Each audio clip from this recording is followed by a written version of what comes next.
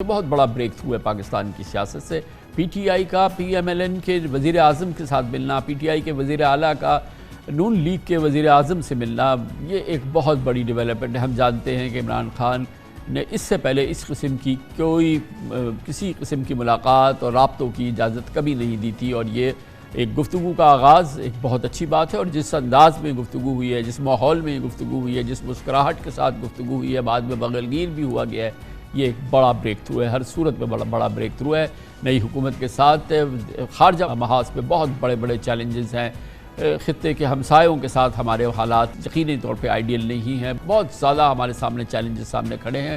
نیا وزیر خارجہ ہے اور اس حوالے سے دیکھنا یہ ہے کہ پاکستان کی گنجائش کیا ہے اور ان چیلنجز سے ہم کیسے نمٹنا ہمارے لیے فوری طور پہ ممکن ہے۔ نون لیگ کے سینئر رہنما اور ماضی میں 4 مرتبہ وزیر خزانہ رہنے والے اسحاق ڈار کو شہباز شریف کی حکومت میں وزیر خارجہ کا عہدہ دیا گیا ہے۔ اس فیصلے کی وجہ میرٹ ہے، مجبوری یا سیاست، لیکن یہ تو وقت ہی بتائے گا۔ لیکن فی الحال یہ ہمیں معلوم ہے کہ وزارت خارجہ کا جناب اسحاق ڈار کے پاس کوئی تجربہ نہیں ہے، اور ان کی تعیناتی کو حاضر اور جو ریٹائرڈ سفارتکار ہیں وہ اس کو بہت ہی انٹرسٹنگ قرار دے رہے ہیں۔ خارجہ محاذ پر چیلنجز سے نمٹنے کے لیے اسحاق ڈار کو طارق فاطمی کی معاونت بھی حاصل ہوگی، جنہیں شہباز شریف نے بطور معاون خصوصی اپنی ٹیم میں شامل کیا ہے۔ اس کے علاوہ اطلاعات ہے کہ سابق وزیر خارجہ جلیل عباس جیلانی بھی جلد مشیر خارجہ کے طور پر ذمہ داریاں سنبھالیں گے۔ ماہرین کے مطابق ان تجربہ کار اور منجے ہوئے خارجہ امور کے ماہرین کی موجودگی میں اسحاق ڈار کی سفارتی خامیوں پر پردہ پڑ سکتا ہے۔ اسحاق ڈار کی تعیناتی ایسے وقت میں کی گئی ہے جب پاکستان کو خارجہ محاذ پر کئی سیریس چیلنجز کا سامنا ہے، جس میں شاید سب سے اہم امریکہ اور چین سے تعلقات میں توازن برقرار رکھنا ہوگا۔ اس وقت پاکستان اور امریکہ کے درمیان حالات آئیڈیل نہیں ہیں۔ صدر بائیڈن نے شہباز شریف کے عہدہ سنبھالنے کے بعد سے کوئی فون نہیں کیا ہے، اور نہ ہی وائٹ ہاؤس سے کوئی مبارکباد کا پیغام آیا ہے، جبکہ چین نے شہباز شریف کو مبارکباد کے ساتھ مل کر ساتھ چلنے کا پیغام بھی دیا ہے۔ اسحاق ڈار کے لیے امریکہ اور چین کے درمیان بڑھتی ہوئی مسابقت میں پاکستان کی پوزیشن کا تعین کرنا بھی ایک امتحان ہوگا۔ شہباز شریف نے وزیر اعظم کا عہدہ سنبھالنے کے بعد قومی اسمبلی میں اپنی پہلی تقریر میں خارجہ امور کے چیلنجز کا احاطہ کیا تھا۔ پاکستان کے بھارت کے ساتھ تعلقات 2019 سے کشیدہ ہیں، جبکہ بھارت نے غیر قانونی قدم اٹھاتے ہوئے کشمیر کی خصوصی حیثیت ختم کر دی تھی۔ تاہم ماہرین سمجھتے ہیں کہ دونوں ملکوں کے درمیان اب بھی ایک ورکنگ ریلیشن شپ قائم ہو سکتی ہے۔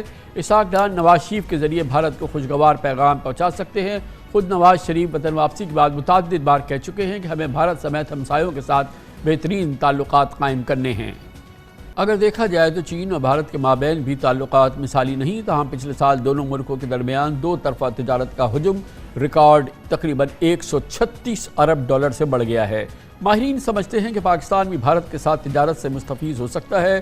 دونوں ممالک کے درمیان معاشی رابطوں میں اضافے سے ٹینشن میں کمی آ سکتی ہے۔ اسحاق ڈار کا ایک اور امتحان افغانستان اور ایران کے ساتھ تعلقات کو بہتر بنانا بھی ہوگا۔ افغان حکومت کی جانب سے کالعدم تحریک طالبان کے خلاف کارروائیاں نہ کیے جانے پر پاکستان کو شدید تحفظات ہیں، جبکہ پاکستان سے غیر قانونی افغان مہاجرین کی بے دخلی پر افغان طالبان پاکستان سے خوش رہی۔ 3 ہفتے قبل نگراں وفاقی کابینہ نے پاک ایران گیس پائپ لائن بچھانے کی منظوری دی۔ اطلاعات ہے کہ منصوبے پر امریکی پابندیوں سے استثناء کا انتظام کرا جا رہا ہے، تاہم اسحاق ڈار کو یقینی بنانا ہوگا کہ یہ منصوبہ ایک مرتبہ پھر جیو پالیٹکس کا نشانہ نہ بنے۔ اس کے علاوہ SIFC کی چھتری تلے ملک میں سرمایہ کاری کے فروغ سے متعلق منصوبوں کی تکمیل عرب ممالک کو پاکستان میں سرمایہ کاری کرنے کی طرف راغب کر رہی ہے۔ اس میں اسحاق ڈار کی سفارتکاری کا بھی بہت اہم کردار ہوگا۔ پاکستان کو درپیش سفارتی چیلنج، اس نئی حکومت کے سامنے ان سفارتی چیلنج نبردآزمہ ہونے کا کیا راستہ ہے، ان تمام پر بات کرنے کے لیے ہم نے دعوت دی ہے پاکستان کے نامور سابق سفارتکار، امریکہ، برطانیہ اور اقوام متحدہ میں پاکستان کے سابق مستقل مندوب محترمہ ڈاکٹر ملیحہ لودھی ہمارے ساتھ موجود ہے۔ بہت بہت شکریہ ڈاکٹر صاحب، آپ نے ہمیں جوائن کیا ہے۔ یہ فرمائیے گا کہ آپ کے نزدیک جو ہماری نئی حکومت آئی ہے، یہ ایک الیکشنز کے بعد آئی ہے، چاہے وہ اس کو ہم کنٹروورشل کہیں یا نہ کہیں، لیکن دنیا ان کے ساتھ رابطہ کر رہی ہے، آگے بڑھنے کی بات کر رہی ہے۔ اس حکومت کے خارجہ محاذ پر سب سے سیریس چیلنجز کیا ہیں؟ پہلے تو کامران میں یہ کہوں گی، جو کہ میں ہمیشہ کہتی ہوں انگریزی میں، all foreign policy begins at home, یعنی کہ خارجہ پالیسی گھر سے شروع ہوتی ہے۔ تو اس وقت جو سب سے اہم چیلنج ہے پاکستان کے لیے وہ معاشی چیلنج ہے، اور جب تک ہم اس کو ٹھیک طرح سے ایڈریس نہیں کریں گے، آپ یہ نہیں کہہ سکتے کہ ہماری خارجہ پالیسی بہت افیکٹو ہو سکتی ہے، اس لیے کہ ایک آپ کے گھر پہ جو آپ کی اسٹرینتھ ہوتی ہے اسی کی پھر عکاسی ہوتی ہے، ریفلیکشن ہوتی ہے آپ کی خارجہ پالیسی میں۔ مگر جس طرح سے آپ نے شروع میں کہا کہ جو ایجنڈا ہے فارن پالیسی ایجنڈا چیلنجز کا، وہ یہی ہے کہ بھارت کے ساتھ تعلقات، افغانستان کے ساتھ، اور پھر ظاہر ہے امریکہ اور چین کے ساتھ۔ تو جب آپ کہتے ہیں کہ سب سے اہم چیلنج کیا ہے، میرے لیے تو جو پاکستان کی جو اسٹریٹجک پرائیورٹی ہے وہ چین ہے، اور چین کے ساتھ ہم second phase of CPEC میں داخل ہو گئے ہیں، اور ضرورت اس بات کی ہوگی کہ اس کو ایک پازیٹیو ٹریجیکٹری پہ رکھا جائے اور کوئی ایسی چیز نہ ہو جس سے کہ کوئی منفی اثر پڑے ہمارے تعلقات چین کے ساتھ۔ پھر یہ کہنا کہ جی ہمیں بیلنس کرنا ہے امریکہ اور چائنا کے درمیان، میں سمجھتی ہوں یہ پوسچر کے لحاظ سے تو ٹھیک ہے کہنا، ڈکلیریٹری پالیسی تو ہو سکتی ہے، لیکن حقیقت یہ ہے کہ ہماری ترجیح چین ہے، امریکہ نہیں ہے اس وقت۔ لیکن یہ ضرور ہے کہ امریکہ کے ساتھ تعلقات کو ہمیں ری سیٹ کرنا ہے، لیکن اس کے لیے ہمیں تھوڑا انتظار کرنا پڑے گا، اس لیے کہ جیسے کہ آپ کو معلوم ہے امریکہ میں تو اب انتخابات کا سیزن ہے، تو جب تک یہ انتخابات نہیں ہوتے اور ایک نئی وہاں ایڈمنسٹریشن نہیں آتی، تو میں نہیں سمجھتی کہ پاکستان امریکہ کے درمیان تعلقات میں کوئی میجر انیشیٹو ہو سکتا ہے۔ اور جہاں تک صدر بائیڈن کا تعلق ہے، جس آپ نے تذکرہ کیا، صدر بائیڈن کا تو لگتا ہے کہ کوئی بلائنڈ سپاٹ ہے پاکستان کے بارے میں، اس لیے کہ انہوں نے کوئی دلچسپی نہیں لی پچھلے اپنے پورے ٹینیور میں کہوں گی جی کوئی دلچسپی نہیں لی انہوں نے پاکستان میں۔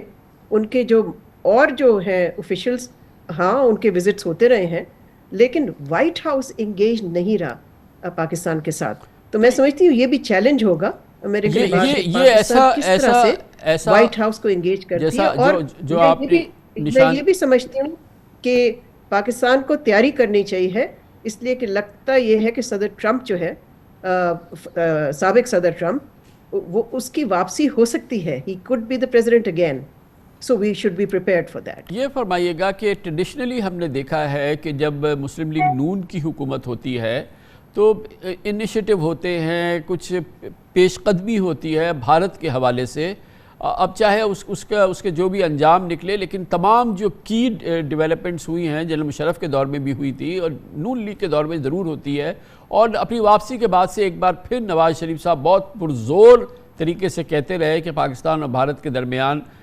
مذاکرات کے عمل کو آگے بڑھنا چاہیے۔ اس کے پراسپیکٹس کتنے ہیں اس نئی ایڈمنسٹریشن میں، اس نئی حکومت کے آنے کے بعد؟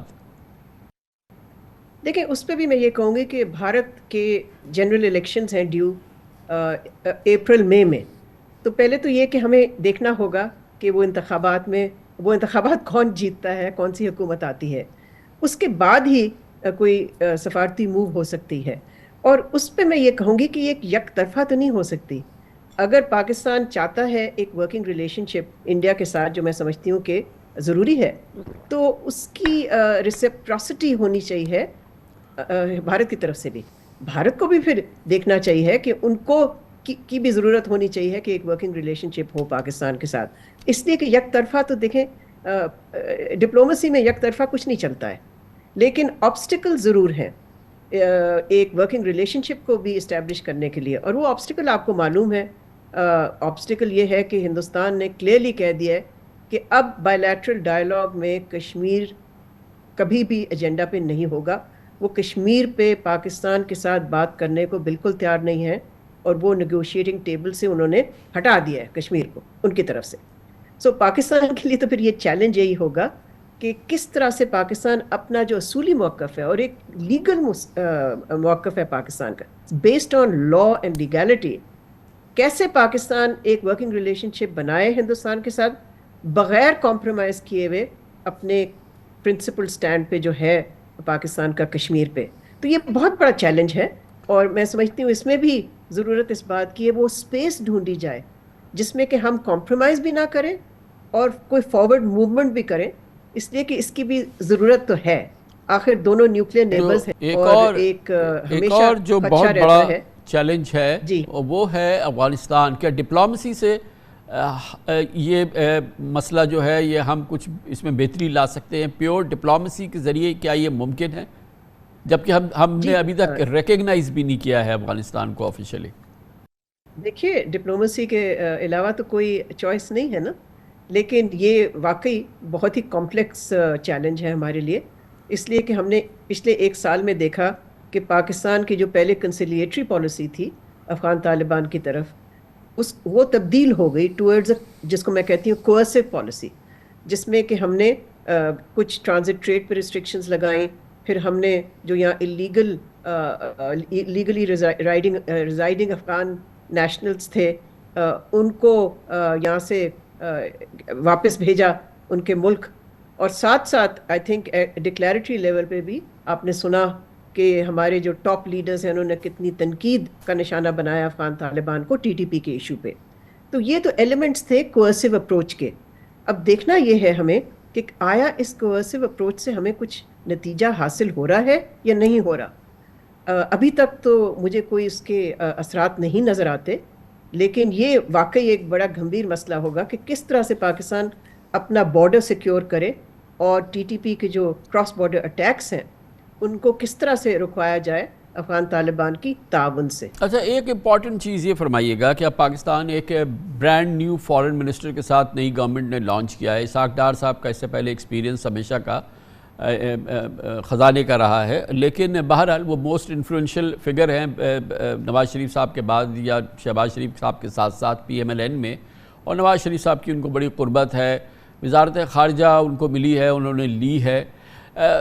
ایز انڈیویجول اور جو پروفائل ہے ڈار صاحب کا، وہ کتنا امپورٹنٹ ہوگا ان چیلنجز کو میٹ کرنے میں، اور اس میں کتنا ان کا اپنی اسکلز یا ان کے اپنی امتحان کس حد تک ہوگا؟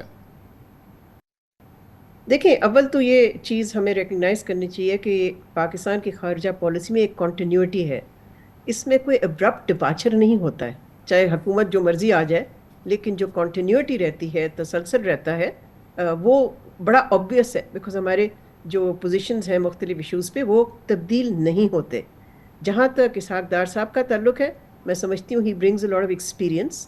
ہاں، ان کا ایکسپیرینس فائنانس میں ہے، لیکن فائنانس میں بھی ان کو انٹرنیشنل ایکسپوجر کافی ملا، بہت ملا بلکہ میں کہتی ہوں.